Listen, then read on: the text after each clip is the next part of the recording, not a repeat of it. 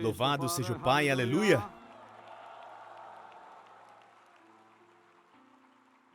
Vocês estão felizes hoje, meus irmãos e irmãs?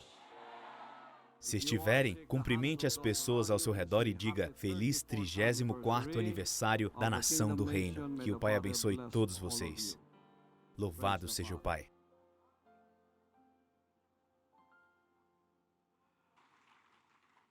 Meus irmãos e irmãs, estamos comemorando o aniversário de 34 anos da existência da Nação do Reino do Pai. E muitos de vocês que são novos no reino, embora já tenham entrado na aliança ou assinado a aliança através do seu compromisso, sua dedicação e sua lealdade e obediência para fazer a vontade do Pai, que é o testamento ou acordo encontrado no reino, que será cumprido na terra. No entanto, vocês ainda são novos e muitos de vocês leram a história da Nação do Reino e de como ela surgiu. E muitas pessoas que não são cidadãos do reino, mas pessoas de fora, conheceram o reino, pois agora o reino se tornou próspero e muito conhecido por muitas pessoas, e elas simplesmente pensaram que o reino apareceu do nada. E eles não sabem como tudo começou. Muitos dos grandes empreendimentos do mundo, aqueles não espirituais, você está vendo todos crescerem, e você está na geração em que essas instituições, empresas ou empreendimentos comerciais crescem, e aquilo mostrado por eles é apenas a parte que você consegue ver, de tudo o que eles estão fazendo. Mas se você se aprofundar na história deles, você verá como eles começaram. Toda instituição de sucesso no mundo, seja física, financeira ou espiritual, sempre começa de maneira pequena.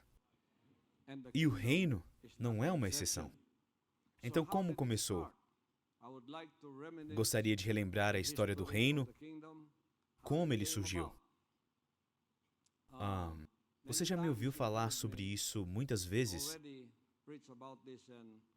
e eu já falei sobre como minha vida foi destinada para isso. Desde o momento em que eu ainda estava no ventre da minha mãe. Viemos da província de Pampanga, quando meu pai migrou para cá no final dos anos 40, após a guerra. Meus pais já tinham 8 filhos. E quando eles migraram para cá, eu fui o último a nascer nessa ninhada, família ou clã. Então minha mãe engravidou nos anos 50, lá aos pés do Monte Apo, que era muito frio antes, onde é a nossa montanha da oração hoje. Na verdade, eu não nasci especificamente na montanha da oração, mas na montanha da glória, que é a zona número 6 do nosso vilarejo. Então, quando eu nasci, minha mãe já havia tido uma visão de Deus em uma nuvem, e ela ouviu uma voz. E a voz que ela ouviu, ao dar à luz a mim, disse: Esse é meu filho. Sendo assim, quando eu nasci, crescendo, com a minha própria experiência na família, às vezes na hora de ir para a cama, minha mãe e meu pai conversavam enquanto estavam na mesa de jantar. Meu pai e minha mãe conversavam com todos os meus outros irmãos, mas eu já conseguia entender o que estava sendo dito. Minha mãe sempre perguntava o porquê, qual era o significado do que ela viu naquela noite e naquela visão. Sendo que ela não era uma pessoa religiosa. Tínhamos temor a Deus, acreditávamos em Deus, mas não éramos realmente religiosos. Mas, a partir daquele momento, eu soube que a minha família foi escolhida para produzir um filho. Minha mãe sempre questionava meu pai Eles sempre conversavam. Que voz era aquela que eu ouvi? Que visão era aquela? Qual é o significado disso? Eles não sabiam. E até mesmo quando já éramos grandes, isso nos intrigava. Eu cresci com os nativos de Tamayo, os Bagobo-Obo, Manobo. Eu nasci lá no meio deles. Minha parteira era uma Bagobo, Bagobá. Ela não tinha instrumentos para ajudar a minha mãe a dar à luz. Então ela usou um bambu afiado para cortar meu cordão umbilical. Naquele lugar frio onde eu cresci, eu estava no meio de todas aquelas pessoas e eu tenho algumas memórias. Eu me lembro que às vezes eles me colocavam sobre os ombros deles enquanto caminhavam nas beiras daquela montanha. Não havia estrada nem caminho de concreto nenhum. Era como se fosse uma trilha onde a maioria dos animais de carga eram búfalos, não tínhamos cavalos, apenas búfalos que espalhavam a água e lama para todo lado. E durante os dias chuvosos, que era sempre o caso, as encostas ficavam tão eslameadas e escorregadias que era preciso andar com cuidado.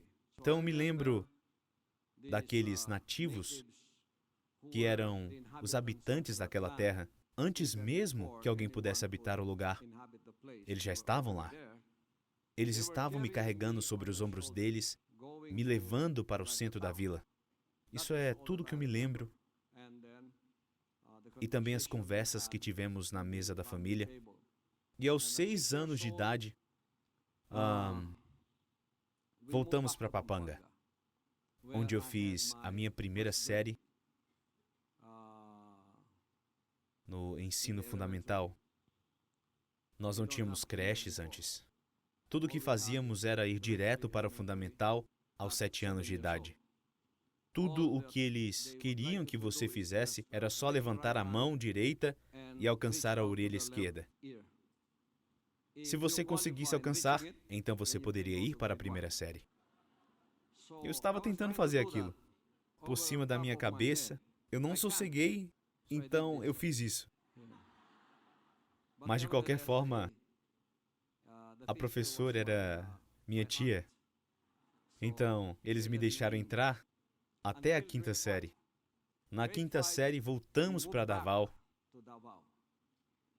Minha irmã mais velha, casou-se com um muçulmano puro da cidade de Cotabato, Parang Cotabato. Eles não tiveram filhos. Então me levaram e minha mãe me confiou a minha irmã mais velha. Ela levou para Cotabato para continuar meus estudos. 5ª, 6ª série e depois o ensino médio. Eu vivi como uma criança filipina normal. Mas eu lembro que quando eu tinha 14 anos, talvez no 2º ano do ensino médio, eu tive uma visão, tive um sonho, não sei se era um sonho ou uma visão, e naquela época eu pensei que era apenas um pesadelo. Eu achei que estava muito cansado naquela noite em que eu tive esse pesadelo, onde nossa casa ficava à beira do mar e na frente da nossa casa existia grandes depósitos de gasolinas, né? Caltex, Esso, Mobil, e eles tinham canos diretamente conectados ao mar, onde os barcos carregavam e descarregavam gasolina e diesel para os grandes depósitos de lá. Eu vi no meu sonho que aqueles grandes depósitos de gasolina explodiram e havia um pandemônio e pânico por toda parte. Eu pude ver todos os tipos de pessoas do local onde ficava o meu bairro, correndo aqui e acolá para escapar do fogo que estava caindo sobre eles. Muitos escapavam indo para o mar, mas a gasolina também escorria para o mar. Então não havia escapatória, porque o mar estava pegando fogo. Parecia um verdadeiro lago de fogo. Eu acordei na mesma hora e eu estava suando por toda parte, não entendendo o que eu havia sonhado. Eu pensei que fosse apenas um pesadelo comum, mas acabei vendo que não era, porque na segunda noite eu tive o mesmo sonho, só que em uma escala maior, porque eu vi o mundo inteiro queimando. Até os céus estavam queimando. E não era mais um retrato local, era ao redor do mundo. E eu vi essa grande luz vindo do céu, que se tornou uma mão. E depois vi uma frase que memorizei aos meus 14 anos de idade. Eu não era um leitor da Bíblia. Não gostava de teologia. Não gostava daquilo. Eu tinha apenas 14 anos. E eu memorizei a frase que eu vi no sonho da segunda noite que dizia: o sol se tornará em trevas e a lua em sangue.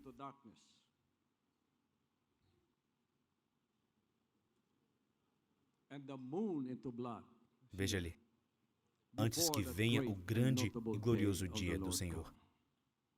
Eu memorizei essa frase, meus irmãos e irmãs.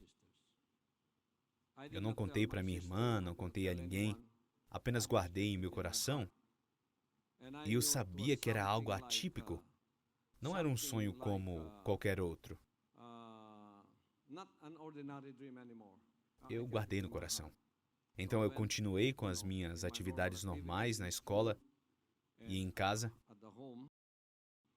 Minha irmã tinha um negócio de cafeteria em desenvolvimento que depois se expandiu e naquele local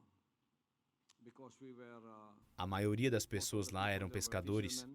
A comunidade muçulmana era de pescadores. A empresa da minha irmã acabou se expandindo com sucesso. Sendo assim, transformou-se em um posto de gasolina, um negócio de pesca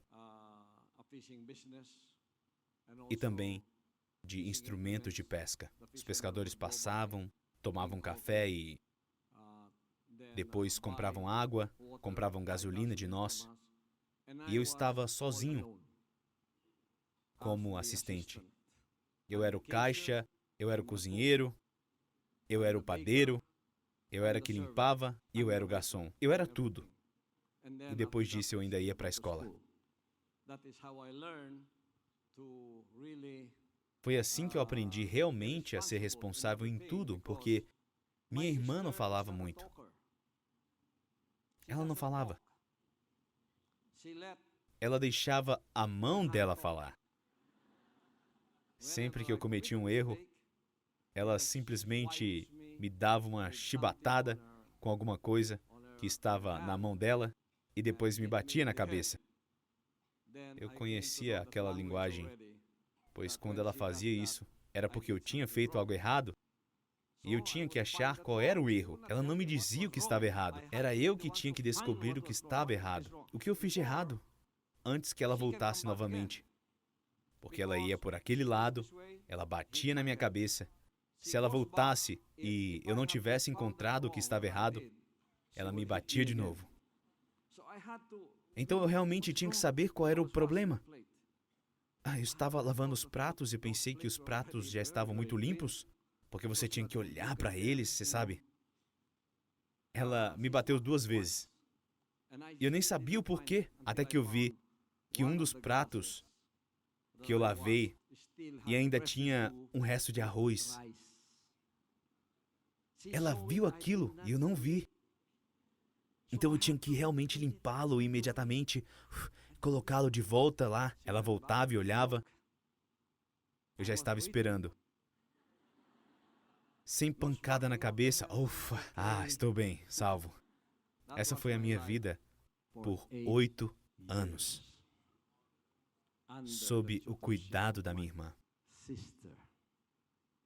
Então eu tinha grandes planos na minha frente. Eu era muito jovem. E depois de terminar o colegial, eu e meus colegas conversávamos sobre muitas coisas. Inclusive, o secretário da Defesa Nacional era o meu colega de classe, Delfim Lorenzana, General Delfim Lorenzana. E meu plano era que quando eu fosse para a faculdade, eu iria estudar para ser piloto. Talvez depois de 4 anos, eu me tornaria um piloto profissional. E depois de 4 anos, eu iria fazer outra faculdade novamente para me tornar um advogado. Depois iria fazer mais outras 2. Eu contei os anos. E eu estaria com 36, teria 4 diplomas. E então eu terminaria. Esses eram meus planos. Mas eu não sabia que havia alguém que estava planejando minha vida.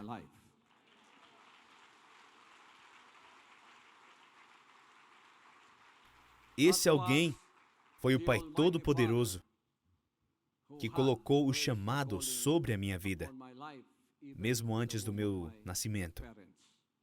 Então todos esses planos estavam à minha frente, até que um dia eu cheguei em casa na cidade de Davao para tirar férias e para ver meus pais. E enquanto eu estava aqui, eu não sabia que a minha família tinha mudado de religião. Éramos como católicos por tabela. E depois nos tornamos protestantes sem muita convicção.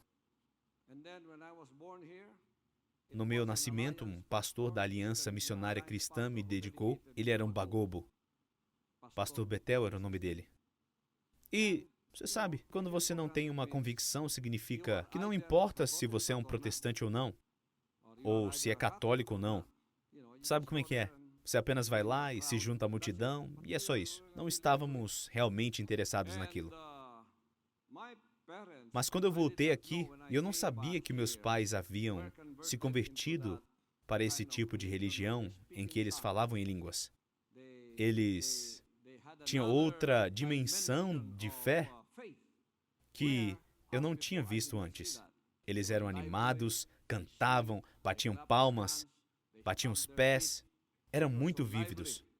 E um dia, eu estava participando de uma noite de domingo, quando este missionário americano, pregou com uma voz alta e estridente. Eu fiquei muito atordoado e atraído pela voz dele. Depois ele cantou, e eu realmente gostei da voz dele cantando. Eu acabei ficando interessado por tudo aquilo. E então, depois da pregação e depois da música, ele perguntou: quem quer ir para a escola bíblica? Ninguém levantou as mãos. Era tudo de graça. E Manila? Eu levantei minhas mãos. De graça. Apenas 1 ano. Só 1 ano. Então eu comecei a contar os anos. 1 ano não é nada, sabe? Eu ainda sou jovem. Eu vou tentar isso. Eu realmente vou tentar isso. Eu tinha que aprender aquilo. Então, nós não tínhamos esses aviões antes, onde você pode simplesmente ir para Manila. Era os grandes barcos de carga. Você conhece a empresa marítima Boats? No compartimento de baixo ficavam os estoques vivos, patos, vacas e búfalos, e lá em cima ficavam as outras cargas adicionais e os passageiros, que ficavam em camas de solteiro, ao ar livre. Bastava amarrar a barraca, e quando começava a chover, imagine, todos lá, indo de Davao a Manila em 1 semana, 7 dias, flutuando no oceano. Eu segui em frente. Eu fui lá. E para mim nada havia sido perdido no plano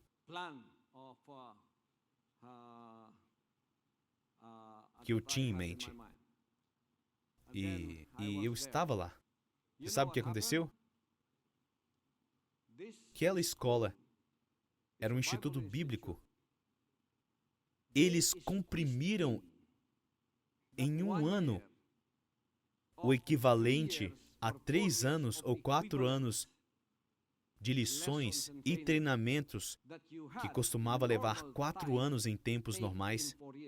Eles comprimiram em 1 ano, porque eles queriam produzir ministros imediatamente. Então lá eu estava. E, às vezes, nem tínhamos que comer. 7 da manhã, você entra na sala de aula. 11h30, você é dispensado para o almoço. Meio-dia, você precisa voltar, ficando na sala de 1 até às 5. E, depois disso, à noite, tinha outra aula. Todo dia era assim. Estavam poucos na aulas,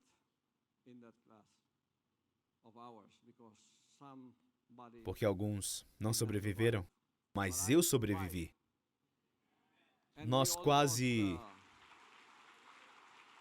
Se na faculdade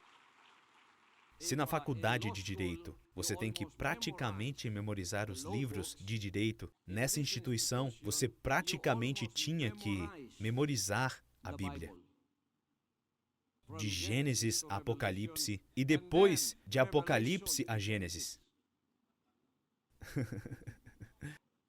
Enquanto estávamos estudando página a página do Antigo Testamento e do Novo Testamento, eu passei pelos Atos dos Apóstolos, pois era a nossa lição naquele dia e a gente realmente tinha que ler tudo, porque às vezes nas provas tinham perguntas de citação, várias perguntas. Quando eles diziam perguntas de citação, você cita o versículo, o livro, e escreve a palavra, a frase incluindo a vírgula e o ponto. Se você acertasse todas as palavras, mas se tiver cometido um erro na vírgula e no ponto, então estaria errado. Era dessa forma que eles eram muito rígidos. Então tínhamos que dar nosso melhor e realmente fazer sua cabeça funcionar. Por causa disso, alguns dos meus colegas de classe tiveram convulsões. Eles ficaram epiléticos. Eles não sabiam mais o que fazer. Tiveram que dispensá-los. Esse foi o treinamento até que cheguei aos Atos dos Apóstolos e me deparei com Atos capítulo 2, versículo 20. Eu fiquei tão chocado que eu disse, eu não sabia que isso estava na Bíblia. O sol se tornará em trevas e a lua em sangue, antes que venha o grande e glorioso dia do Senhor. Irmãos e irmãs, aprendemos homilética também, a ciência e ramo da teologia das homílias e hermenêutica, a ciência e ramo da teologia que traduz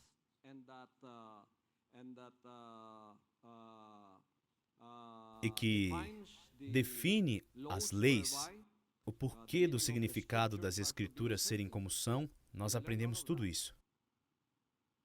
E me tornei um orador público, porque tínhamos que ser treinados para falar em público, pregar em público. E eu não era um orador. Eu era o mais tímido de todos. Até mesmo hoje, sou um tipo de pessoa tímida. Mas quando eu estou no púlpito, eu sou como um leão.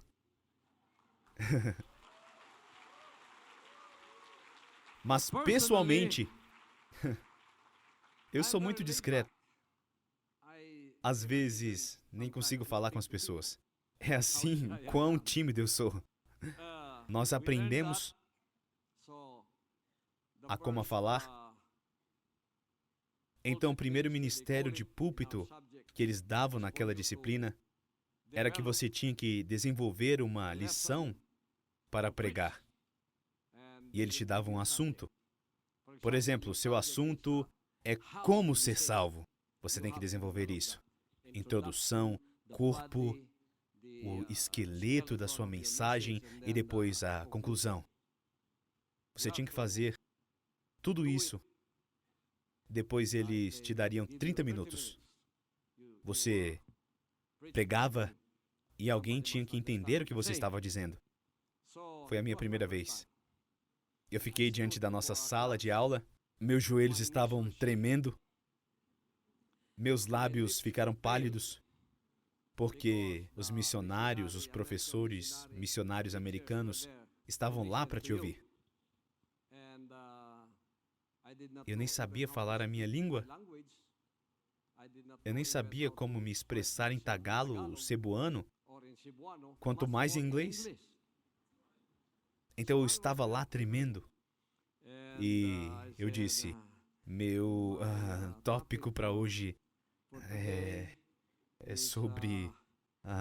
é sobre... É sobre... batismo. E o assunto sobre o qual eu gostaria de falar é como o batismo pode nos salvar, ou fazer parte da nossa salvação. Isso foi tudo o que eu consegui dizer. Então eu fiquei lá, sem falar nada, na frente das pessoas. Minha mente deu um branco. Eu não sabia mais o que dizer. Essa foi a minha primeira experiência. Eu sentei, eu fiquei muito envergonhado, estava suando muito, e eu não sabia o que dizer. Oh, meu Deus, qual é a minha nota para isso? Mas aquilo realmente me incentivou a me preparar de verdade.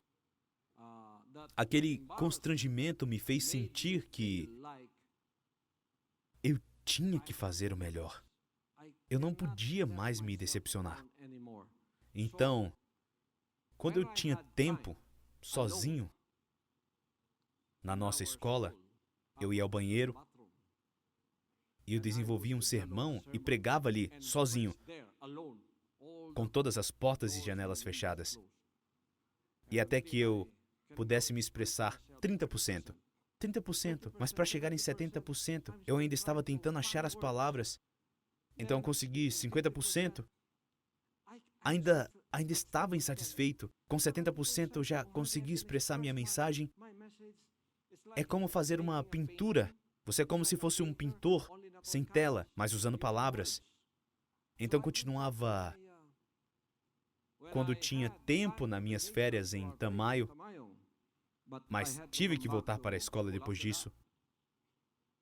Nossa casa era totalmente no meio de plantações de café, várias fileiras de café, e lá nas montanhas não tinha ninguém. Mas eu fui para lá, e foi lá que eu aprimorei minha capacidade de falar, porque eu podia me expressar, e o café não iria dizer nada.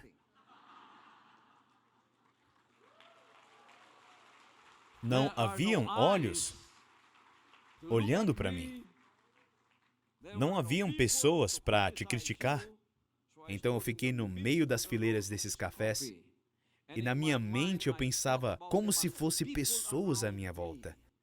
E eu comecei a pregar com meu coração. Lá eu preguei primeiro em Cebuano. Todos vocês, pessoas, vocês devem se arrepender.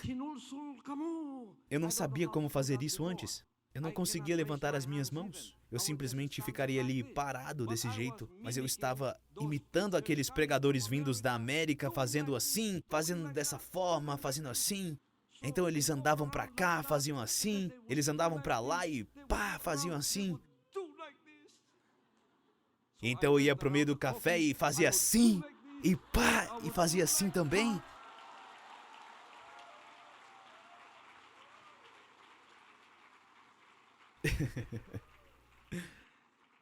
E assim eu comecei a perder todas as minhas inibições. Eu disse, talvez eu já possa fazer isso.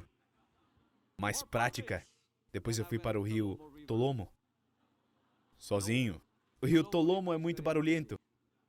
Eu fiquei em uma daquelas pedras e eu preguei com meu coração, porque ninguém podia me ouvir e foi do mesmo jeito em Cebuano. E depois eu voltei para a escola bíblica. Depois daquelas férias. Eu estava muito confiante em mim mesmo.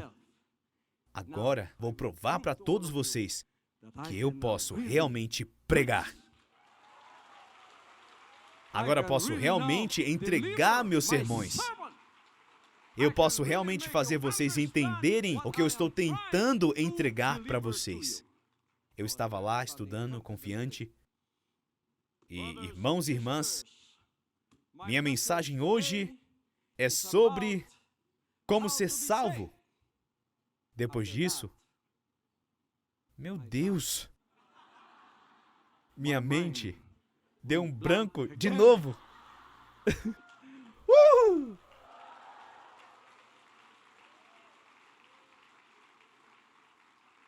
Eu não era corajoso bastante para ficar diante das pessoas e todos os olhos olhando para você. Por que eu não consigo? Mas então eu fui enviado para missões, como se tivéssemos férias de domingo na escola. Eu era o líder da aula de evangelismo. Eles me enviaram para aquela congregação lá em Pangasinan. Você irá pregar, seu cronograma é para pregar lá. Eu fui lá com meus 3 companheiros que eu escolhi, meus amigos. Nós fomos lá e então eu comecei a pregar para eles. Eu não podia pregar em cebuano lá, eles eram elocanos, então tudo o que sabiam era tagalo. Então eu preguei em tagalo para eles, devagar e sempre. Eu tinha que desenvolver essas habilidades. Às vezes, minha mente dava um branco, porque eu estava procurando as palavras exatas para dizer, e foi isso que me deixava sem palavras. Mas mesmo assim, eu jogava para fora, mesmo se eu estivesse errado ou não, só para fazer com que o meu eu saísse e que eu pudesse me desenvolver. Eu comecei a não ter medo das pessoas, não tinha mais medo do palco.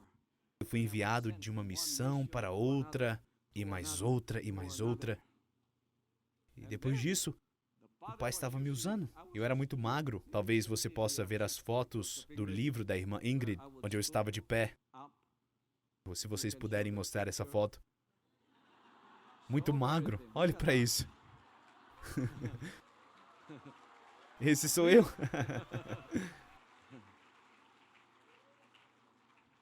Eu pareço muito alto.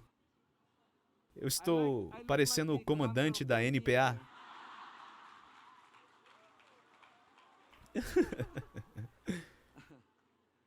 Tá vendo? Eu estava ensinando em uma praça, lá em Davao Park. Fui eu que hospedei o líder de jovens. Você pode, por favor, mostrar outra foto em que eu estava de camisa? Aqui já está ok. Mas tem uma outra que eu estava de pé, muito magro e usando uma camiseta. Eu sabia que eu fiquei muito viciado em pregar, porque eu nem queria mais comer. Apenas me dê arroz e café, e eu pregaria 7 vezes por dia. Eu percorri o país todo até que minha barriga se tornou como um rio fluindo dentro de mim. Esse sou eu. Olhe para o meu cinto exótico. O cinto exótico. Veja, meus irmãos, você consegue ver a timidez até mesmo aí. Eu era muito tímido. Esses são meus amigos missionários. Morei na casa deles. E eu me tornei o principal evangelista da nossa congregação, daquela denominação. Então eu andava por aí. Eu estava pregando 7 vezes por dia e eu fiquei tão magro que quando eu pregava eu ficava assim. Então eles tiveram que colocar jornais na minha parte da frente, amarrá-lo para que eu ficasse reto. E então pregar 7 vezes por dia, até que minha barriga estava fluindo de palavras. É como um rio fluindo dentro de mim. Não podia contê-las. Quando eu fechava minha boca, eu tinha que abri-la. Era como se eu estivesse ficando louco, mas não estava, porque as palavras acabavam saindo, que mesmo tomando banho no banheiro, eu estaria pregando sem parar. E as palavras saíam simplesmente. Aleluia! Eu me tornei uma máquina de pregação. Eu estava tão envolvido nisso que eu estava em todo lugar apenas para pregar. Quando eles não me convidavam para pregar, eu ficava bravo. Agora os pregadores do reino, você os convida, eles ficam bravos. Se você não me convidasse para pregar, eu ficava bravo. Por que você não me convidou para pregar?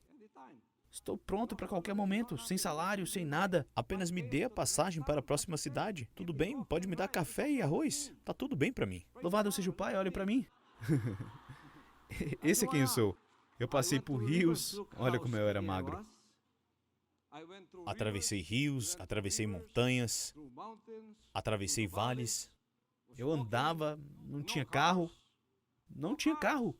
nada. Nós apenas montávamos em qualquer coisa que tivesse disponível. Um búfalo, um carro estragado, qualquer coisa que pudéssemos andar. Se não tivesse nada, apenas caminhávamos pelas montanhas, para que pudéssemos expressar as palavras do Pai Todo-Poderoso naquela denominação. Então, você vê que a camisa é a mesma que você viu antes. Essa era a única. Tá vendo ali? Eu batizei aqueles rapazes, eles eram meus guias nas montanhas de Akla. Nós subíamos naquela montanha que chamávamos de Bulan Bulan. Você sabe por que é chamado de Bulan Bulan? Bulan Bulan no dialeto é lua lua. É muito perto da lua. Então subíamos e a lua parecia estar na sua frente.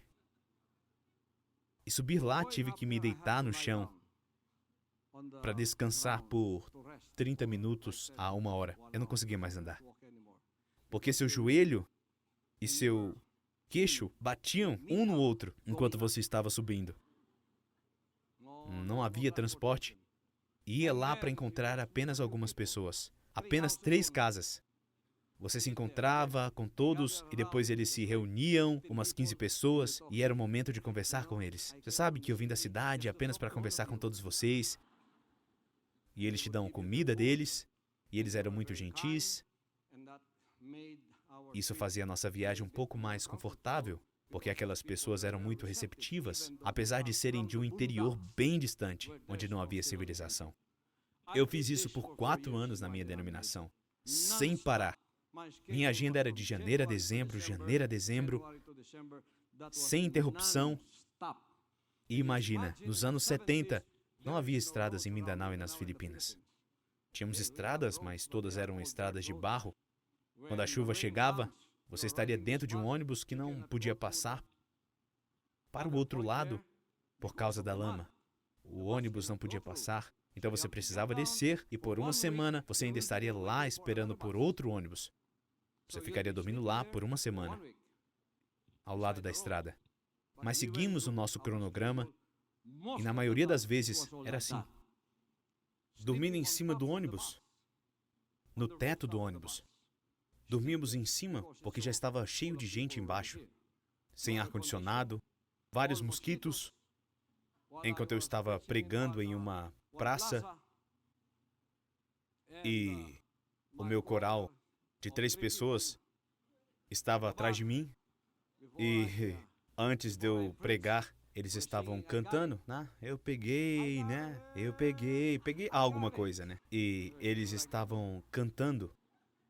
Assim, tinha apenas uma lâmpada com um fio pendurado à nossa frente e tinha muitos insetos circulando ao redor da lâmpada. Então os cantores cantavam, né? Eu peguei. E cantando de boca aberta e os mosquitos entrando lá dentro. Então, ele olhou para o outro cantor. Você pegou? Eu peguei. Eu peguei.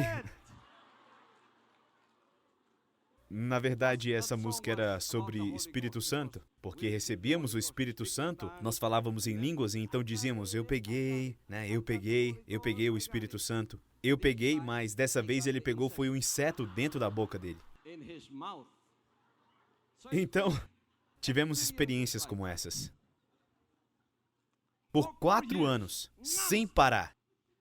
Até que eu me tornei muito popular em 1973 e eu fui o único filipino a ser enviado para uma das maiores cruzadas de denominações para a Coreia do Sul. Eles achataram a ilha de Jeju, na Coreia do Sul. Havia 1 milhão de pessoas. Você pode mostrar isso? Lá estava eu. Lá estava eu, meus irmãos e irmãs.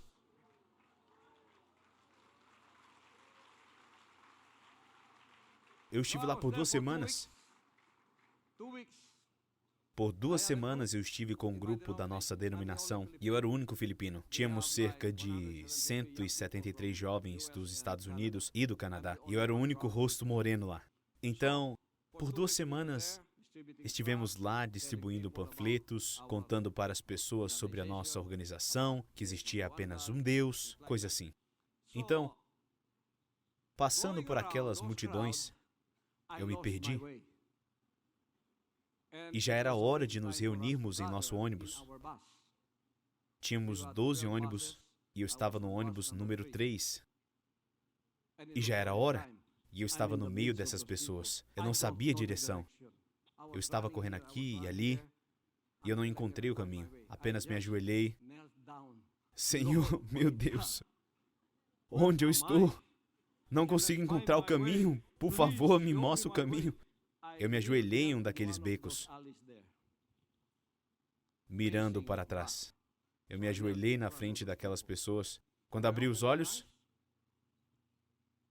aqueles becos retos eram a direção para o meu ônibus.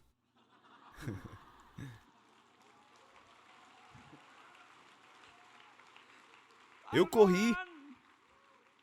Eu estava suando como se estivesse jogando 4 quartos de basquete. Eu estava vestindo uma camisa polo amarela e estava com um tipo de calça que vocês viram quando eu estava pregando. É tipo uma calça de golfe. Quando eu entrei no ônibus, meu grupo de 12 ônibus já estavam esperando. Eles já estavam sentados. Estavam apenas esperando por um. Eu.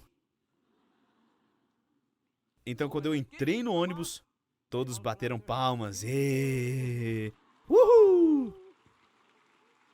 eu estava suando por toda parte. E naquele tempo eu nem tinha dinheiro para comprar desodorante. E você sabe, quando alguém sua muito dentro de um ônibus, você sabe o que acontece. Você perde muitos amigos. Então, essa garota estava sentada aqui, eu estava fazendo assim. Posso sentar aqui? Claro! Quando eu me sentei assim, ela olhou para lá.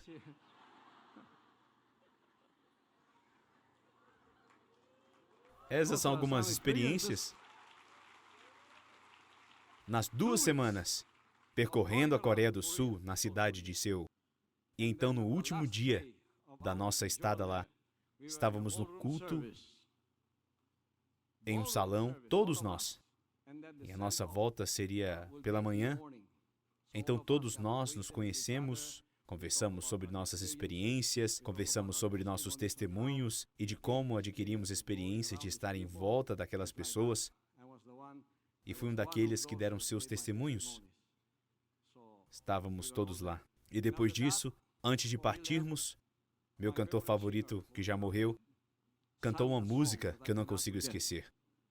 E aquela música, e no momento que ele estava cantando no meio de todos nós, essa foi a primeira experiência espiritual de milagre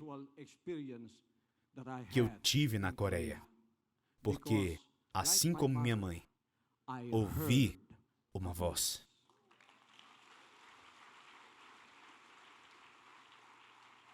Não em inglês, nem em tagalo, mas em cebuano, meu dialeto local aqui em Davao. E eu estava ajoelhado porque a presença de Deus estava muito forte. Ninguém estava de pé, ninguém estava sentado. Estávamos todos chorando como criancinhas. Você não conseguia evitar porque a presença de Deus estava muito forte. Então, naquele momento, eu estava chorando em agradecimento ao Pai. E enquanto eu sentia a presença dele, todos nós estávamos chorando como crianças. Foi quando eu ouvi aquela voz, no meio da canção daquele amigo missionário, que agora está morto. O nome dele é Moral Ewan. E eu ouvi em cebuano, Gamitum Taka, eu vou te usar.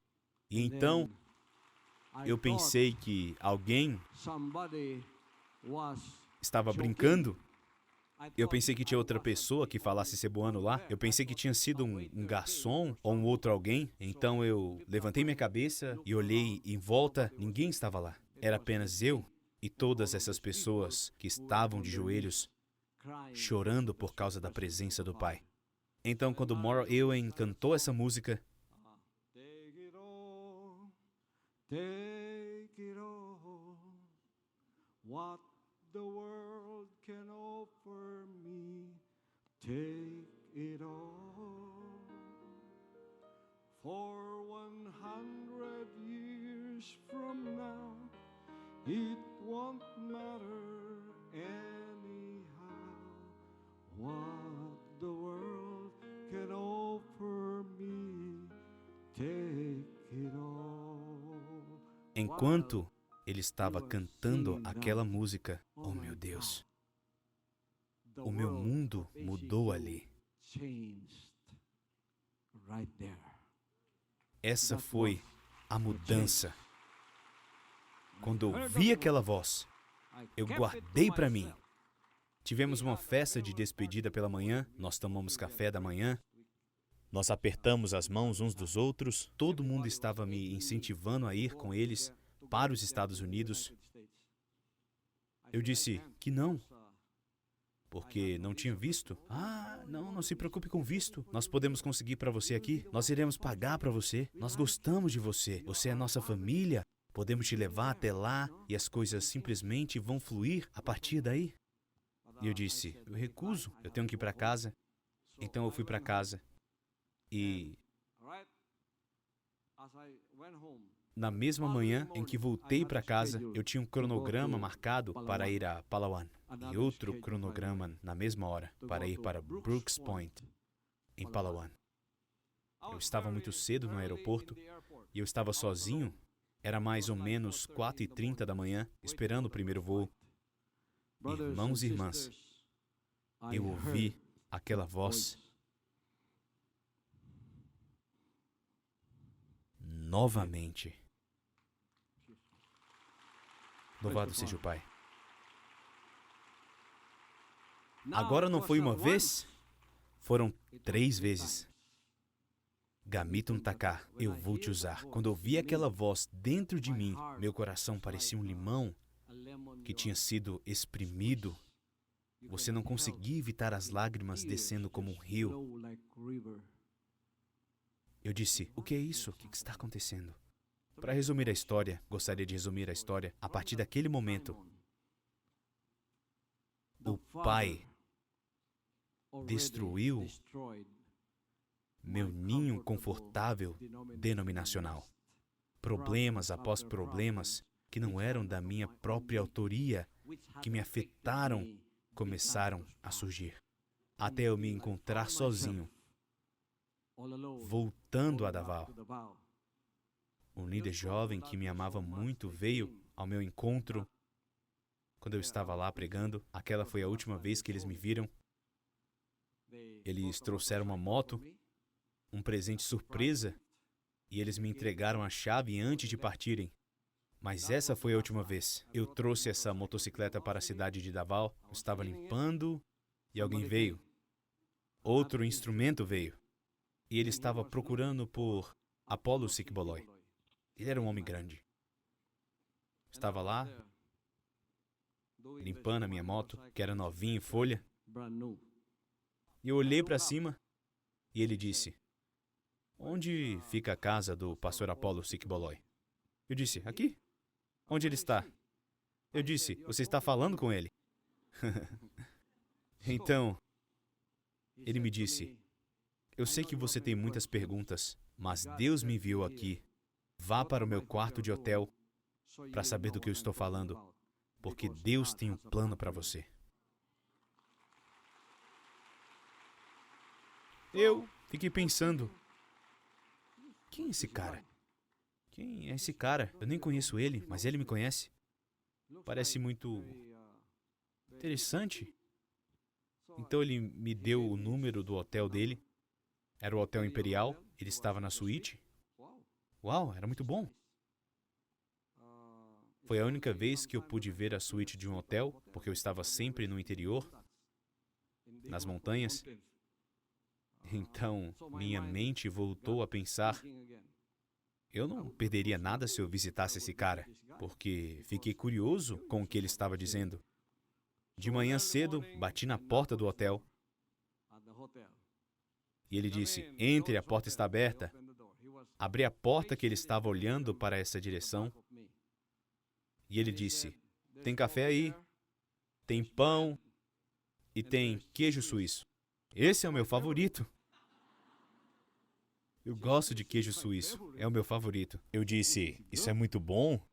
Então, eu fiz café, fiz pão e ele disse, enquanto você faz para você, por favor, você também pode fazer um pouco para mim também? Então eu fiz alguns também para ele. Nós não nos conhecíamos.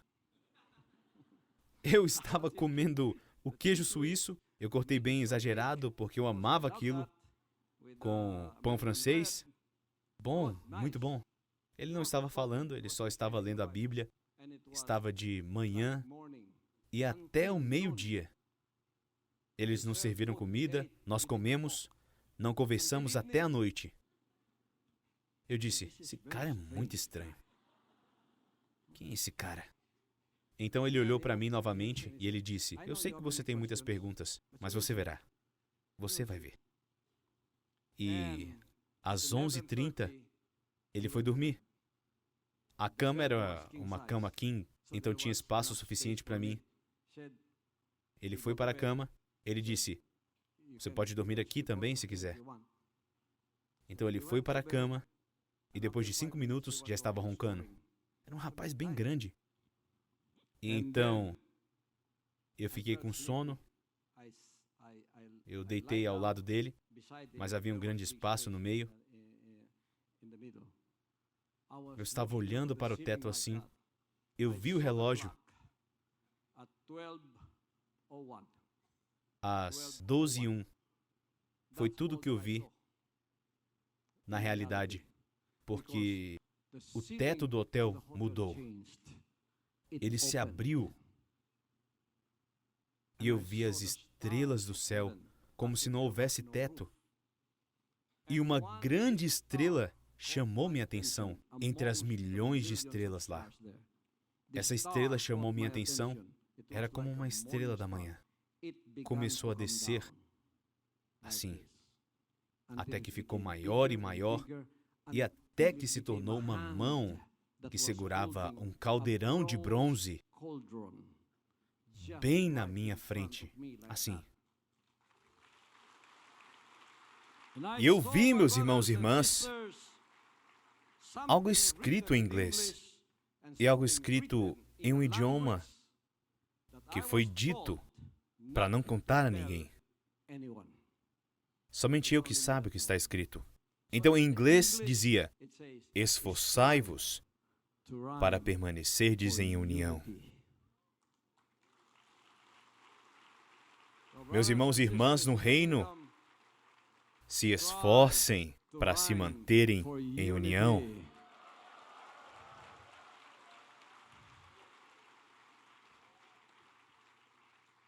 E então ouvi uma voz, enquanto este caldeirão de bronze estava sendo girado assim na minha frente, e eu li essa outra palavra que me foi ordenado que não contasse a ninguém. E eu não contei.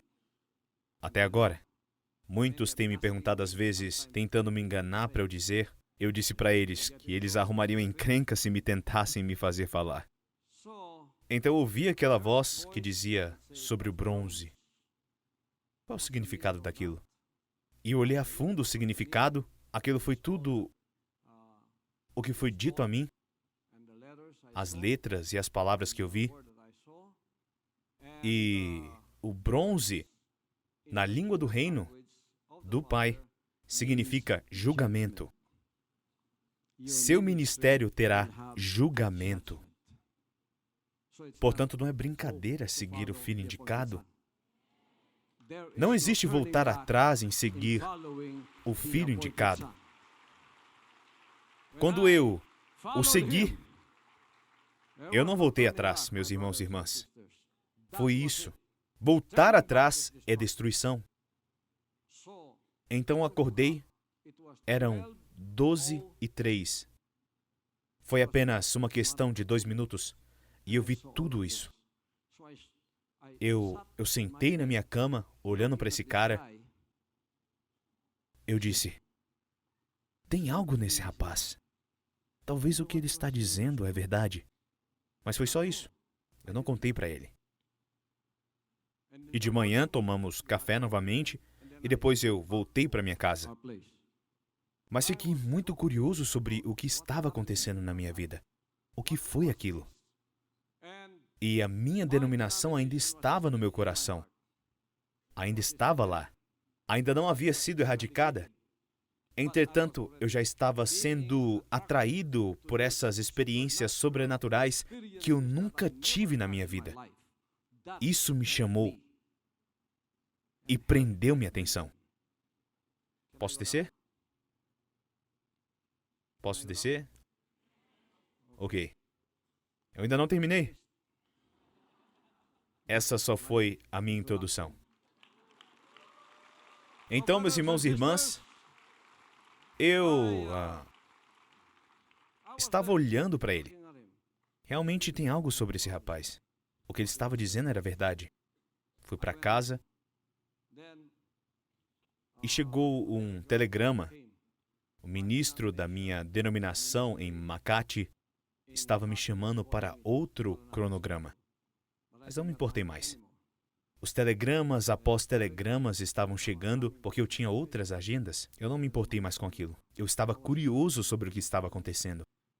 Enquanto tudo isso estava na minha cabeça, fui tomar banho em uma banheira improvisada que tínhamos na rua Vila Mor, em Agdal.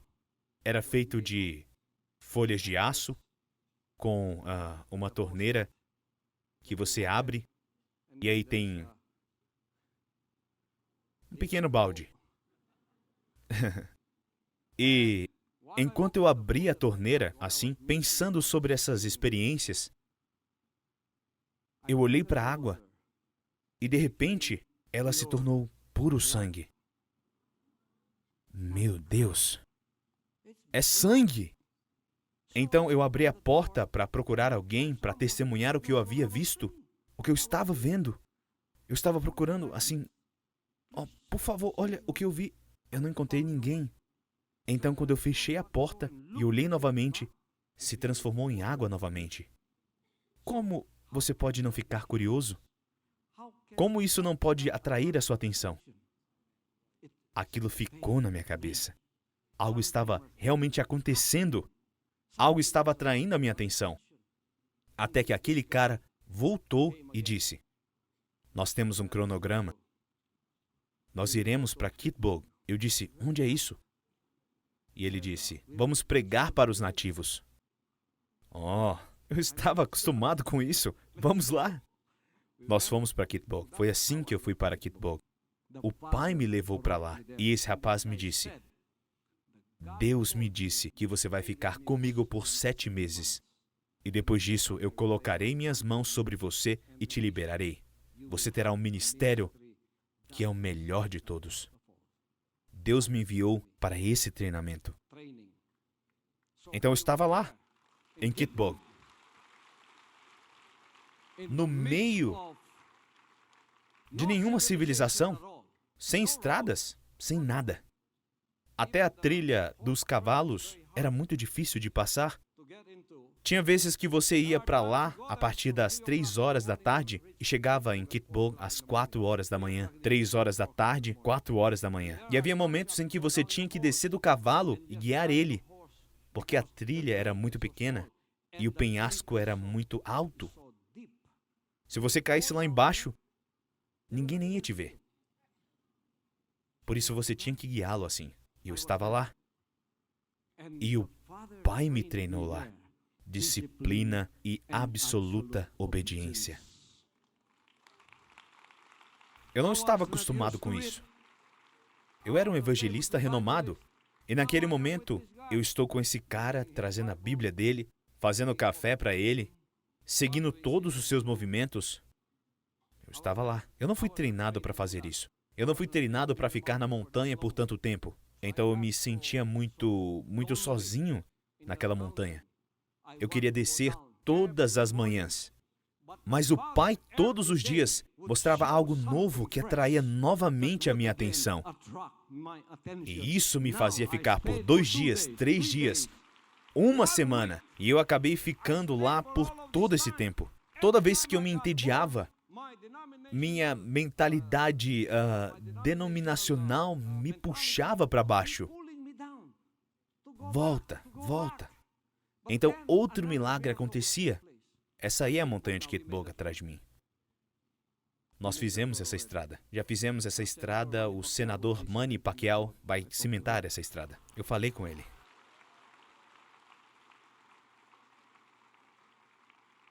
Antes, tudo isso era árvore, meus irmãos e irmãs. Agora, elas foram cortadas, sobraram apenas algumas, mas vamos replantar as árvores lá. Então estava lá. Eu fiquei muito entediado. Eu queria descer todos os dias, mas todos os dias um milagre acontecia para prender a minha atenção. Até chegar a um ponto em que eu estava perguntando a Deus, é realmente o Senhor? É o Senhor realmente? Todas aquelas perguntas na minha mente, naqueles meses, foram todas respondidas. Até que um momento chegou em que eu tinha que ser liberado, mas aquele rapaz não me liberou. Ele gostava muito de mim, porque eu era um bom assistente. Para ele, quando ele voltava de Manila para Davao, tudo já estava preparado. Eu era a equipe do ministério pastoral, eu sozinho. Eu fazia todos os planejamentos. Quando íamos para Kitbolg, eu planejava tudo. 8 cavalos até o meio, e depois trocávamos de cavalo novamente, e todas as necessidades e todos os suprimentos estariam nos 8 cavalos que estavam nos seguindo. Tudo já estava preparado. Ele simplesmente chegava e viajava com tudo, já preparado. Então ele gostava muito de mim. Ele não queria me deixar ir. Era como a situação de Saulo e Davi, onde Saulo gostava muito de Davi, mas ao mesmo tempo estava com ciúmes dele e queria matá-lo. Já estava desse jeito. Então 7 meses se passaram. Ele não colocou as mãos em mim e disse, agora eu te libero. Você tem seu ministério agora. Ele não fez isso. Então eu pedi permissão para voltar a Tamayo para umas férias. Voltei a Tamayo, e enquanto eu estava pregando numa quarta-feira à noite, depois daqueles 7 meses em Kitbolg, ou 8 ou 9 meses já, eu estava pregando assim, pregando no púlpito.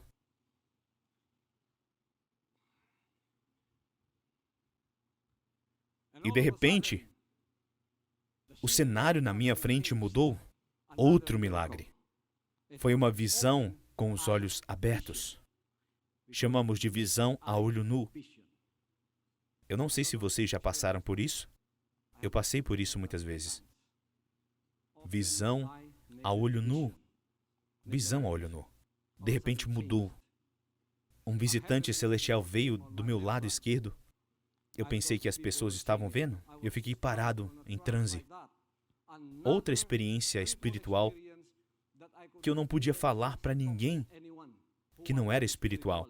Porque se eles não estivessem na minha frequência, eles diriam, algo está errado com você. Mas não há nada errado comigo, meus irmãos e irmãs. Eu estava perfeitamente são.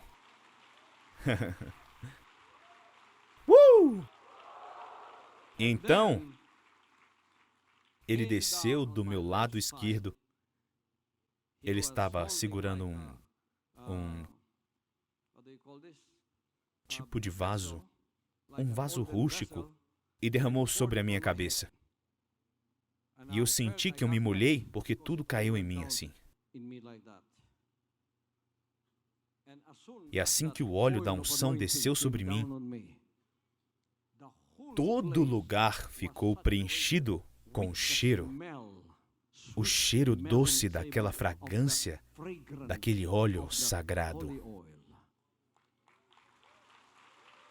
E preencheu o lugar todo. Eles não viram o que eu estava vendo, mas eles sentiram o cheiro, todos eles, do óleo sagrado que foi derramado sobre mim para a minha unção. E aquele cheiro ficou em mim por 6 ou 7 meses. Estava no meu peito, estava nas minhas roupas. Quando voltei para casa, em nossa pequena casinha, na montanha da oração agora, eu tinha uma casinha lá, construída pelo meu pai. Todas as minhas coisas cheiravam a essa fragrância. Minha Bíblia, minhas roupas, tudo. E o que isso significa? Isso significa que a partir daquele momento, meu filho, você está ungido apenas para o meu próprio uso. Você só será usado por mim. Ninguém mais pode usar você além de mim. Você foi ungido para um propósito. Quando eu andava dessa forma, os jovens me seguiam por causa daquela fragrância. Eu não consigo explicar aquela fragrância. Foi meu pai quem explicou. E meu pai disse: sabe aquele cheiro que preencheu nossa casa de um cômodo? Uma pequena cama aqui, meu pai e minha mãe ali, eu logo ali do lado, e a fragrância enchia toda a casinha. Meu pai disse: é como se fosse 1 milhão de rosas colocadas juntas. Foi assim que meu pai descreveu isso. Aleluia! E a partir daquele momento, eu entendi o porquê ele disse: Gamitum Takar. Eu vou te usar, e só seria ele que poderia me usar. No momento em que eu voltei para Kitburg, meus irmãos e irmãs, foi nessa hora que o pai disse: agora é hora de partir. Seu ministério aqui terminou. Aquele rapaz não cumpriu a promessa que eu havia dado a ele. Então fui eu que te ungi pessoalmente. É melhor assim? Para que o rapaz não possa reivindicar a glória? Amém? Então foi o pai que me ungiu. E de manhã cedo, eu estava voltando para a cidade a cavalo. E depois para Tamayo. 1 ano em Kitburg. 5 anos de treinamento contínuo no meio da fornalha ardente em Tamayo. Kitburg foi meu batismo nas águas, onde eu entendi tudo. Ele apagou todas as minhas dúvidas. E eu soube, de fato, que era ele que realmente estava me chamando. Não era alguém que estava me enganando. Não foi Satanás, Lucifer, o diabo, que estava me enganando, como a minha denominação dizia. Você está sendo enganado. Volte para a nossa denominação. Você está sendo enganado. Por quê? Você está jejuando demais. Não tem comida no seu estômago. O ácido foi direto para sua cabeça. Você está ouvindo alguma coisa? É melhor você se consultar com o médico. Mas eu sabia que eu não estava fora de mim. Eu não estava louco. Foi como está escrito em 1 Coríntios, capítulo 12. Vamos dar uma pausa para observar a história de Paulo, quando ele foi chamado, e antes ele era Saulo, o perseguidor, mas um ministério, um chamado foi colocado em sua vida. E ele teve a mesma experiência que a minha, quando foi separado de tudo no deserto da Arábia por 17 anos e meio. E ele disse essas palavras como eu disse hoje. Por favor, leia. Sim, pastor, em 2 Coríntios, capítulo 12, versículo 1 a 4. Considerando, pois, ser necessário que vos exponha minhas glórias, embora não me seja vantajoso orgulhar-me, passarei as visões e revelações do Senhor. Conheço um homem em Cristo que há 14 anos foi arrebatado ao terceiro céu. Esse foi Paulo falando. Ele era muito humilde. Se foi no corpo ou fora do corpo, não entendo exatamente. Deus o sabe.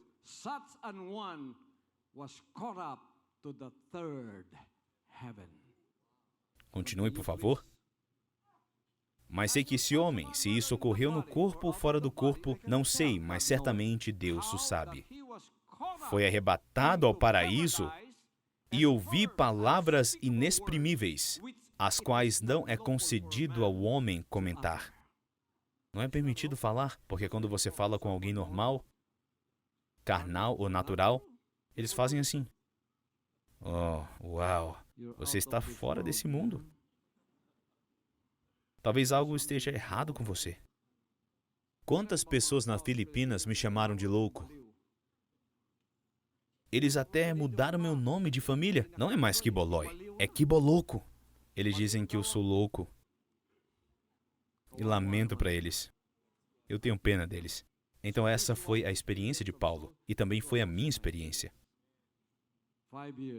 5 anos de perseguições, provações e tribulações ininterruptas para me manter lá, enquanto tudo isso, todas essas mensagens de revelações vieram a mim, colocadas peça por peça como um quebra-cabeça, até que eu vi a imagem completa do que o Pai queria fazer através de mim, no meu ministério para a salvação de toda a humanidade. Louvado seja o Pai! E Satanás, Lucifer, o diabo, estava lá naquela montanha por 5 anos, me tentando e desafiando o meu compromisso e dedicação quando eu disse, meu coração está firme, minha mente tomou a decisão, eu seguirei a vontade do Pai, não importa o que aconteça.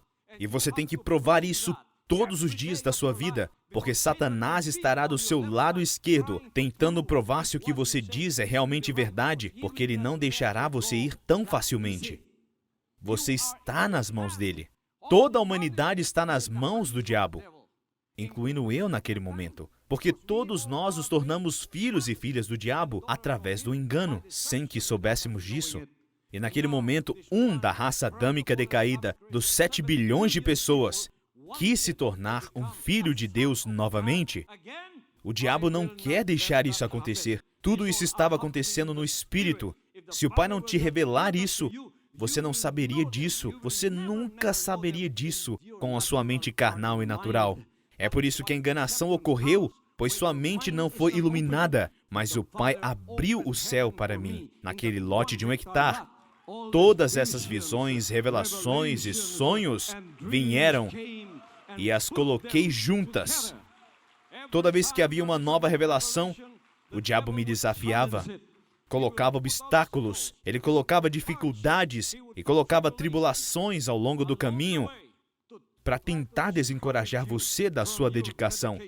Mas toda vez que ele fazia isso, eu confrontava ele me confrontava e eu sempre falava sobre a minha decisão contínua. Meu coração está firme, minha mente tomou a decisão, eu seguirei a vontade do Pai, não importa o que aconteça. Se eu morrer aqui, eu morro agora, mas eu vou morrer seguindo a vontade do Pai.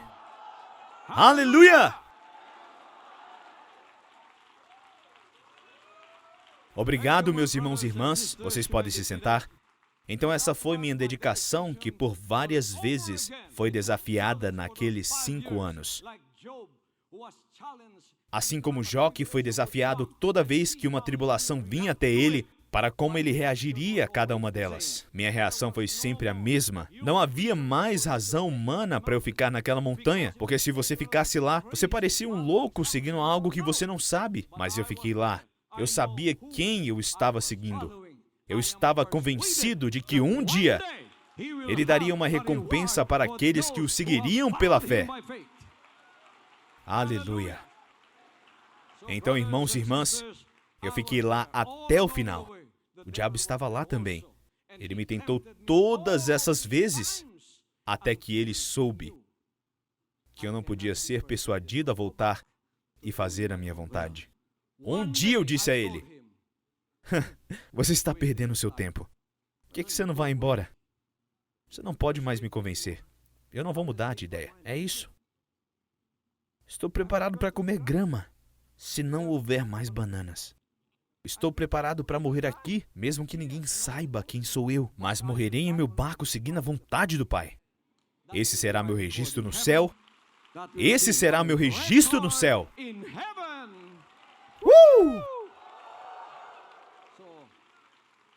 Depois disso, foi como no tempo de Jó. Não havia mais instrumento para ele contestar a dedicação dele. O diabo voltou e talvez tenha levantado as mãos. 5 rounds. Chega. Eu me rendo. Naquele momento, eu ouvi a voz do Pai novamente, que me disse, agora você é meu filho.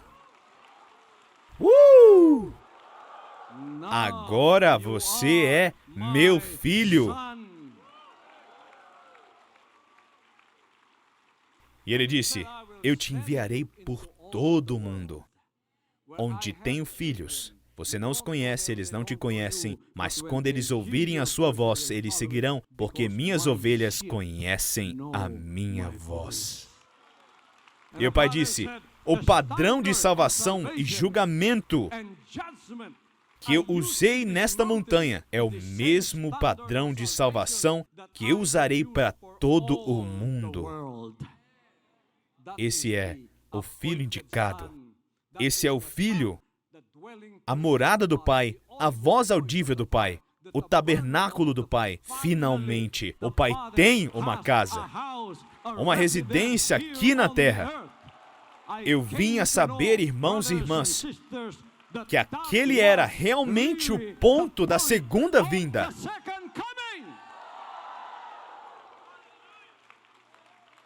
O sol se tornará em trevas e a lua em sangue antes que venha o grande e glorioso dia do Senhor. Quem era o sol antes de eu vir? Religião. Quem era a lua? Denominação. Nós os admirávamos. Eles eram a nossa luz. Mas eles se transformaram em escuridão. A lua em sangue. A segunda vinda do Pai chegou. Ele agora está reunindo todos os seus filhos para se tornarem mais uma vez filhos e filhas. Irmãos e irmãs da nação do reino em todo o mundo, espiritualmente, vocês já foram arrebatados. Este é o arrebatamento. Está acontecendo agora.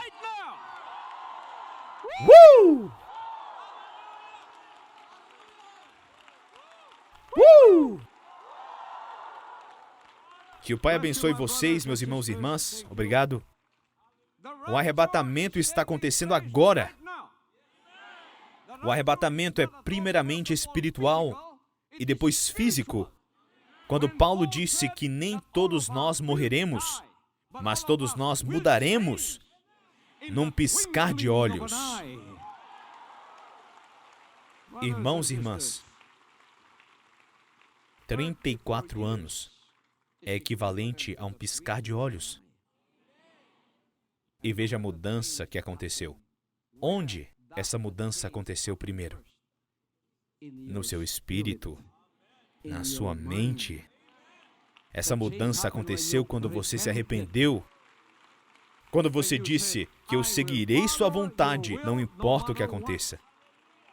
Esse é o novo espírito de obediência à vontade do Pai. Então, quando você se torna um cidadão do reino, você foi submetido ao batismo nas águas.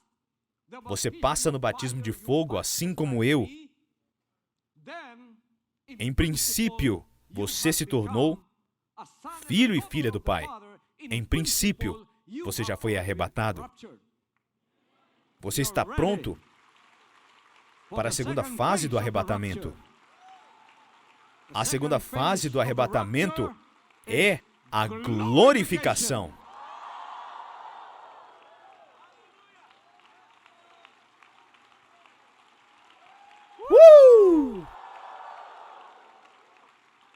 Então, qualquer que seja a tentação pela qual você esteja passando agora, é o batismo de fogo, não desista da sua coroa. Você já está lá. Diga a Satanás, Lucifero, o diabo, meu coração está firme, minha mente tomou a decisão. Toda vez que a sua dedicação, toda vez que o seu compromisso, toda vez que a sua lealdade, toda vez que a sua obediência for desafiada, seja como o filho indicado. Meu coração está firme, minha mente tomou a decisão. Eu te seguirei, Pai, não importa o que aconteça. Não se deixe seduzir mais por este mundo. Dinheiro, cartão de crédito, cobiça da carne, orgulho da vida. Nada disso. Eles nos veem normais de maneira externa. Mas não desafie o espírito que está dentro. E você, que ainda não passou pelo seu fogo, o diabo não olhará para o seu exterior. Por fora você está feliz. Por fora você é leal. Por fora você é obediente. Mas ele irá desafiá-lo por dentro. Ele desafiará sua dedicação no seu interior, o seu espírito. É por isso que deve se tornar primeiramente forte no espírito, onde você decide permanentemente. Minha decisão é permanente. Nada pode me mudar. Portanto, não é uma piada seguir o filho indicado. Isso é julgamento. Quando você volta à sua destruição. Você volta à sua perdição. Quando você me segue, não existe virar para a esquerda ou para a direita. Não tem como ficar parado. Não há retorno. É apenas para frente. É por isso que nós temos a cerimônia de graduação. Torne-se um filho e uma filha. E enquanto estamos aqui, produza sua própria espécie. Produza frutos. Ponha para fora o seu testemunho. Não tenha medo de ser chamado de cidadão do reino. Não tenha medo de ser criticado. Não tenha medo de ser perseguido. É a parcela e a parte do território da nossa nação do reino de ser filhos e filhas. Espere por isso. Seja feliz com isso. Então ele me enviou para todo mundo. Arrumei minhas coisas e terminei meu tamanho. Então, quando você tem um fogo na sua vida, às vezes nem é um fogo, é apenas correção, e você pensou que era fogo. É disciplina, correção e depois instrução. E você pensou que era fogo? Não. Não é. É benefício para você. Alguém está treinando você. Então, quando você joga basquete e depois tem substituição, o treinador chama você e alguém te substitui e o treinador irá falar para você se sentar e ele vai dizer: não faz isso da próxima vez, ok? Faça apenas o que eu digo, porque estamos vencendo o jogo. Isso não é um fogo. Isso é instrução. Muitos brasileiros não entendem o que são instruções, porque eles não seguem instruções. Veja, quando eles compram um equipamento novo, os brasileiros eles jogam o manual fora. Eles usam a própria mente. Ah, aqui está a tomada. Novo em folha. Explodiu. Porque eles não sabiam que era 110. Porque eles não leram as instruções. Eles não usaram o manual. Eles não usaram o transformador. Porque não seguiram nenhuma instrução. Brasileiros não gostam muito de instruções, né? Principalmente de correção. Quando eles são corrigidos, eles ficam bravos. Quando eles são corrigidos, eles enfraquecem. Quando eles são corrigidos, eles se rebelam e respondem contra o que está corrigindo. Esse é o seu tutor. Esse é o seu governador. Você vai para a escola e fica com raiva do professor? Porque o professor está instruindo você. E você senta lá, você não fala, é apenas o professor que fala. Às vezes no reino você não entende isso. O professor às vezes vai te colocar em silêncio, mas vocês todos continuam conversando. Vocês estão reclamando. Então o professor se rende. Eu desisto. É por isso que você não passa no teste. Mas quando você apenas ouve, segue as instruções e segue os conselhos, você segue a repreensão. Não fique triste quando estiver sendo castigado e disciplinado por Deus, porque Ele olha para você como seu pai. Ele te reconhece como filho ou filha dele. Quem não passar por essa correção é tratado como um bastardo. Você não é um verdadeiro filho e filha se não passar pelo castigo. Então, quando você já estiver lá, ouça, meus irmãos e irmãs. Avancem, porque tudo que o Pai faz com você é para o seu próprio bem. Então estamos sob fogo. Não pense em si mesmo. Pense no fogo que eu sofri por vocês. Seu fogo é pequeno. Como se fosse um isqueiro. E você já está reclamando? Para mim, foi uma fornalha ardente. Todos os dias eu não podia sair daquele lote de 1 hectare. Alguns de vocês que se tornaram obreiros agora, vocês estão seguindo as instruções, você está focado apenas no seu ministério. Você sente, esse ministério é como se eu estivesse na prisão. Eu estou na prisão. Eu não tenho independência. Eu não tenho liberdade. Pense em mim por 5 anos. Lote de 1 hectare, sem ar-condicionado. Banana. Se você comer banana por 5 anos, até o cheiro da banana fará com que você vomite. É por isso que eu tive que cozinhar banana de 1000 maneiras diferentes. Eu tive que improvisar e fazer arte para que eu pudesse comer. Pense nisso. Eu estive lá por 5 anos, só para que eu pudesse aprender a vontade do Pai. Alguns de vocês sentem que estão na cadeia. Olhe para aqueles que estão se sentindo na prisão. Alguns deles eram pastorais, eles deixaram o ministério. Agora eles dizem que são livres lá fora. Eles são livres para fazer o que querem. Sim, você está dançando no fogo do inferno. Você é livre para fazer isso.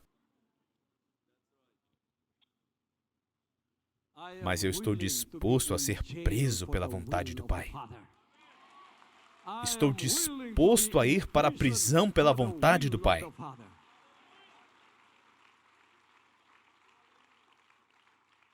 Você se sente na prisão? Agora que você se tornou um filho e uma filha? E Ele lhe deu a liberdade para ir ao mundo inteiro depois que eu me tornei filho do Pai? Ele me deu a liberdade de andar pelo mundo inteiro. Eu não estava mais naquele lote de 1 hectare. Eu posso ir a qualquer lugar que eu quero, contanto que seja a vontade do Pai. Eu posso voar meu jato, eu posso andar no meu helicóptero, eu posso ir a qualquer lugar. E onde quer que eu vá, as pessoas aprenderão sobre a vontade do Pai. Veja aqueles que estão reclamando. Parece que eu estou na cadeia. Você está na cadeia? Não é você que está falando, é a semente da serpente dentro de você. Se você tem a semente da serpente, está dentro de você, eu realmente vou colocar ela na cadeia. Você quer seguir a semente da serpente? Muitos seguiram. Eu sou livre para fazer a vontade do Pai. Aqui, meus irmãos e irmãs, eu não sou livre para fazer a minha própria vontade. Na verdade, eu já estou morto em fazer a minha própria vontade. Porque quando eu me arrependi, eu morri. Arrependimento é morte para a sua própria vontade. Como você ainda pode fazer a sua vontade quando já morreu para isso? Então você é batizado, enterrado e depois acorda. Você está vivendo uma nova vida. Qual é a sua vontade, Pai? Meu filho, minha vontade é que fique nessa montanha até que eu te deixe ir. Eu não sabia que era 5 anos, mas eu fiquei lá. Estava preparado até mesmo para morrer lá. Era um horário indefinido. Ele não me disse, você vai ficar aqui por 5 anos. Não me disse isso. Até que eu fui processado. Até o meu interior, que é o meu espírito, fosse claramente ouro genuíno, que ninguém pudesse mudar, nem ao ponto da morte. O Pai me disse, agora você é genuíno. Agora você é ouro, agora você é meu filho, eu posso te enviar a qualquer lugar e até nos portões do inferno. Mesmo nas tentações que estão diante de você. Não, nada pode mudar a minha lealdade. Nada. Dinheiro? Carne? Você pode mostrar toda a carne na minha frente. Se essa carne não pode se tornar espiritual, eu vou chutá-la. Se sua carne não pode ser espiritual, sai daqui. Mas se você se tornar espiritual como eu, junte-se a mim, para dedicar as nossas vidas a Ele. Seja espiritual como eu.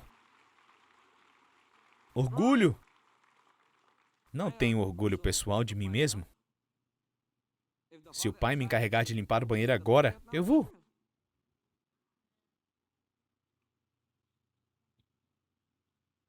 Ele me testou naquela época. Teve um momento que ele me tratou como realeza. Ele me tratou como um rei. E eu tinha todos os direitos no mundo, naqueles 5 anos lá.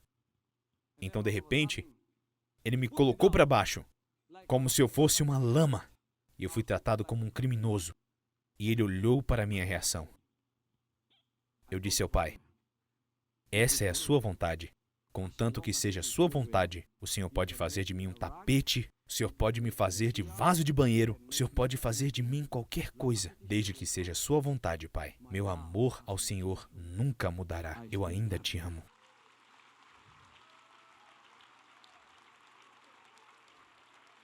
E se você não foi testado, alguns de vocês seguem o Pai, mas não foram tentados. Eu te enviarei para a escola.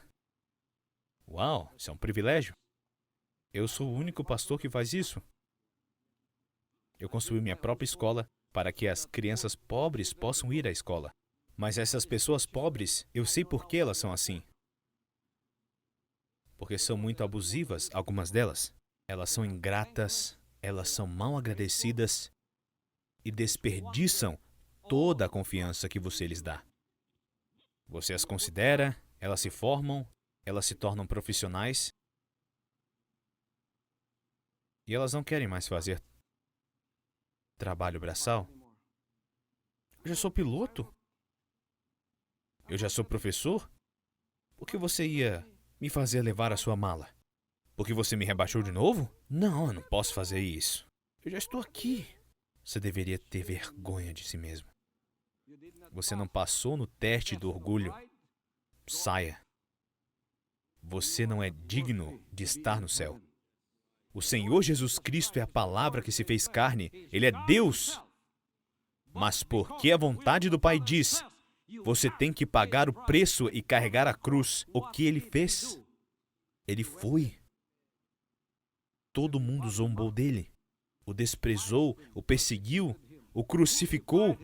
Colocaram uma coroa de espinhos ao redor da testa dele. Na ignomia ele morreu. Mas ele seguiu a vontade do Pai. Sem orgulho. Nenhum. Se for da vontade do Pai, eu ir para a prisão, como muitos desses zombadores e perseguidores do mundo querem fazer comigo, para me matar e me colocar na cadeia, se isso é a vontade do Pai, eu estou 100% disposto. Ir para a prisão pelos pecados de vários, para colocá-los no meu ombro. Esse é o meu trabalho como filho indicado.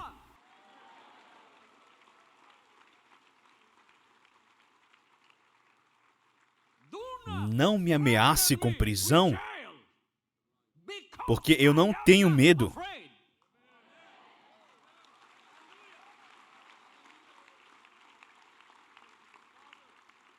Não ameace a minha vida, falando que vai me matar porque não tenho medo de morrer, contanto que eu esteja fazendo a vontade do Pai.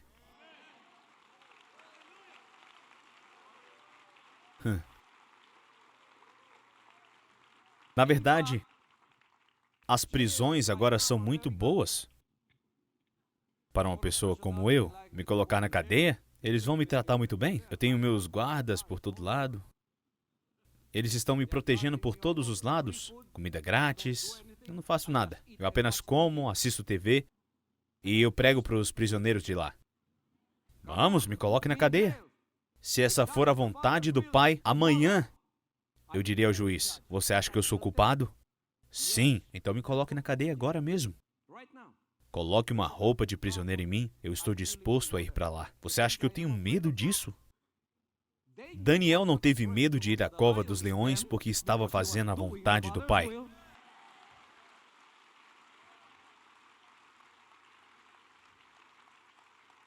Sadraque, Mesaque e Abednego não estavam com medo de ir para a fornalha ardente e enfrentar a ira do rei, que eles desprezavam porque estavam fazendo a vontade do Pai.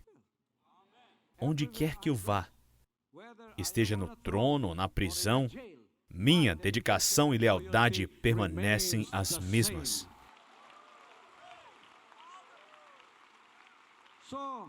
Então vocês que estão no meu caminho, pularam no meu caminho para me prender e me colocar em sua prisão. Vá em frente. Eu não tenho medo da cadeia. De fato, se essa é a vontade do Pai, você não precisa me algemar. Eu irei de bom grado. Eu não vou fugir. Faça isso. Essas pessoas estão me ameaçando com isso. Eu não me senti ameaçado em tamanho e eu estava enfrentando Lucifer, Satanás, o diabo. Minha vida já estava entregue. Esta vida já está dedicada. Se é a vontade do Pai que eu morra agora, estou disposto.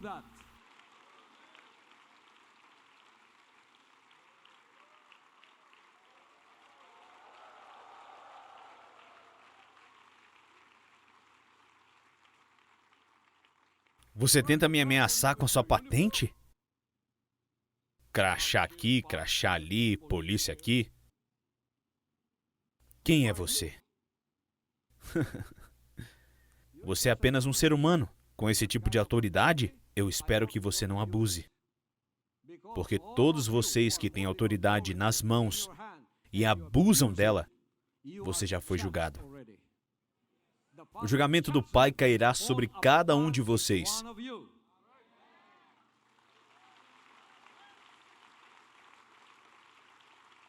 Portanto, todos vocês que têm autoridade nas mãos, não abuse dessa autoridade.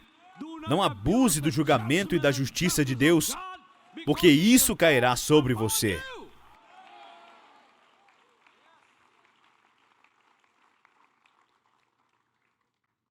Então, irmãos e irmãs, agora eu sei porque ele disse à minha mãe, esse é o meu filho. Agora eu sei porque eu ouvi a voz quando ele disse, eu vou te usar. Agora eu sei porque ele me enviou ao mundo inteiro, porque ele ama a humanidade. A religião, a denominação e as falsas doutrinas que eles nos alimentaram apenas para emburrecer as nossas almas. Todos nós fomos para o buraco da destruição sem ver a verdade. O Pai não quer isso. Assim como ele salvou Israel da sua agonia de 400 anos sob o domínio egípcio, Deus ouviu as orações da humanidade buscando pela verdade.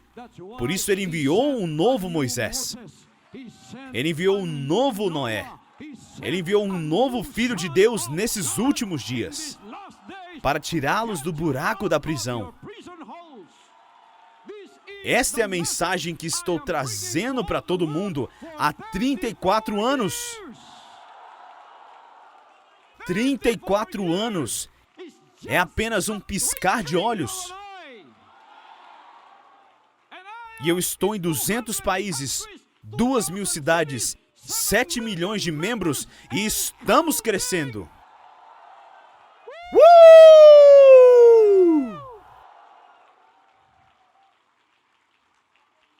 Louvado seja o Pai!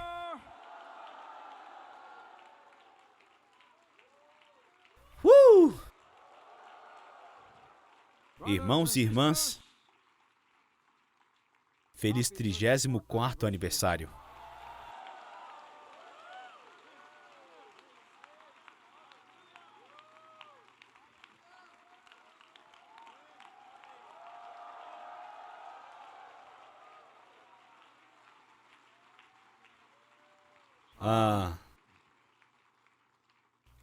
Nós íamos preparar 34 vacas para comemorar. Mas não tinha vaca suficiente aqui em Davao. Então encontramos apenas 7 para fazer com 7 no nosso banquete hoje.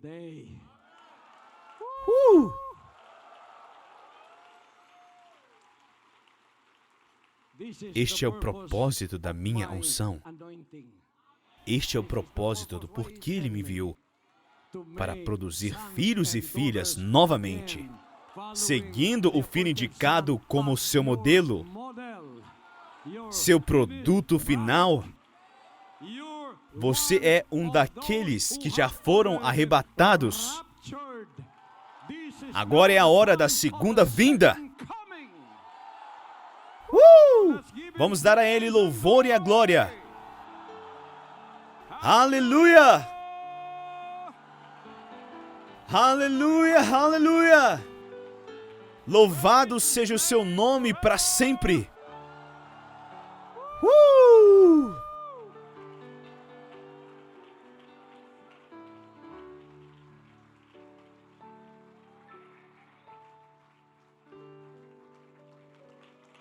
Portanto, não sinta que você está na prisão quando você está fazendo a vontade do Pai. É o diabo e a sua semente da serpente que foram colocados na prisão. 13 de abril de 2005 é o começo do governo de 1000 anos de Jesus Cristo na Terra, por meio do Filho indicado. E o diabo será amarrado e acorrentado por 1000 anos para ser colocado no poço sem fundo. É por isso que ele está tendo um ataque hoje, porque ele não tem mais tempo para enganar as pessoas. E eu estou aqui para contar a todos vocês, esta é a hora do reino. Este é o dia do Senhor.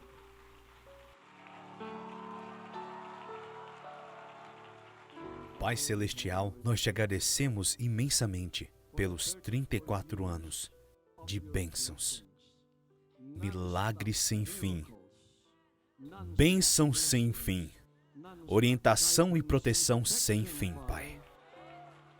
Muito obrigado do fundo dos nossos corações, pelos 7 milhões que foram arrebatados para a sua nova Jerusalém. Muito obrigado, Pai, por enviar seu Filho por todo o mundo. A mensagem que agora foi ouvida nos 4 cantos da terra. Essas pessoas que ouviram sua voz através do seu Filho indicado, agora estão sendo arrebatadas. O arrebatamento ainda está acontecendo. A segunda vinda já está sobre eles. E agora é a hora da manifestação de filhos e filhas que estão prontos para o seu reinado de 1000 anos nessa terra hoje. Obrigado, Pai, por produzir um filho indicado que se tornou sua voz audível nos últimos dias. Nesses 34 anos da sua orientação, da existência da sua nação do reino, seus milagres, sua expansão, seu sucesso, tudo é atribuído a Ti, a fonte de tudo, Pai. A Ti toda a glória, a honra e o louvor. No nome do nosso Pai Todo-Poderoso, nosso Senhor Jesus Cristo, a Ti seja a glória. Amém, amém e amém. Mais uma vez, irmãos e irmãs, feliz 34º aniversário e feliz 23ª Convenção de Líderes. Que o Pai abençoe todos nós. Aleluia.